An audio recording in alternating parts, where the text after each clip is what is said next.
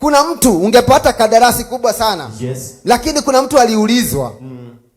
Akajaribu kusema kwamba huwezi. Ndio. Ziba akaulizwa.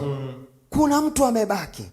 Akasema hata yule amebaki ni kiwete. Kiwete tu. Hawezi, ni kiwete. Hana miguu, na akasema hata si mguu moja, miguu yote hana.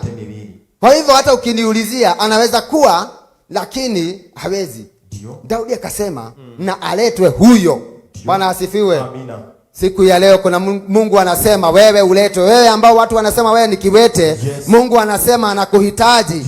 Ndio akubariki na akubadilishie maisha. Amina. Ni kwa sababu siku ya leo ni mwisho wa fedheha. Ni mwisho wa mateso yako. Bwana asifiwe. Amina. Na niliwaambia ni kuamini. Ni kuamini tu.